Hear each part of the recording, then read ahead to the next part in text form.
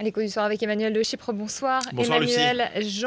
Jérôme Cahuzac démissionne donc dans une pleine période de cadrage Ouais, budgétaire. Est-ce que absolument. ça affaiblit le gouvernement? Oui, incontestablement, ça affaiblit le gouvernement. Jérôme Cahuzac, c'était une des pièces maîtresses du dispositif de François Hollande. D'abord parce qu'il était compétent. C'est quelqu'un qui avait passé 5 ans à la commission des finances, à l'Assemblée.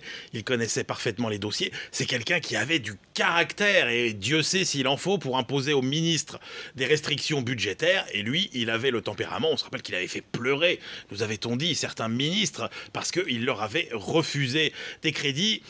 Jérôme Cahuzac, c'était un peu une sorte de Michel Charasse moderne. Il avait à la fois la compétence et à la fois l'autorité, ce qui était des caractéristiques assez rares. Et puis c'est un autre problème aussi parce que ça nuit quand même à ce côté exemplaire qu'a toujours voulu afficher la gauche et qui est plus coûteux en termes d'opinion, toujours quand c'est un ministre de gauche que quand c'est un ministre de droite. Est-ce que du coup ça fragilise la France dans le débat européen?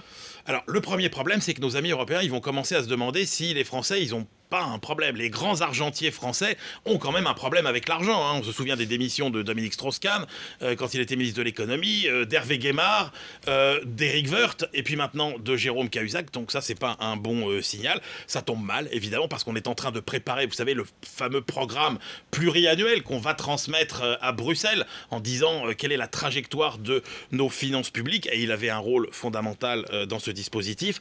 Tout ça au moment où on vient de repousser finalement notre objectif de réduction des déficits publics à 3% en 2014 et où les réformes qui sont censées réduire les déficits publics, on ne les a encore qu'esquissées.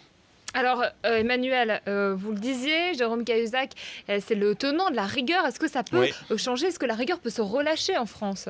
Sans doute pas, parce que le porte-monnaie, c'était lui, mais les réformes, ça n'est pas lui. Et ce que vont regarder les marchés financiers, les observateurs, c'est justement la capacité de la France à prendre des réformes qui réduisent durablement la dépense publique. Alors si on a un peu plus de doutes sur qui va tenir serré ou pas les cordons de la bourse, eh bien il faudra avoir encore moins de doutes sur la volonté de réforme. Le nouveau ministre du budget, c'est M. Cazeneuve. D'ailleurs, c'est un signal envoyé, c'est l'ancien ministre des Affaires européennes. C'est très important. Le mauvais signal, c'est que, on a l'impression que le portefeuille des Affaires européennes qui revient à M. Repentin, l'ancien ministre de l'apprentissage, c'est toujours un peu le ministère un peu bouche-trou.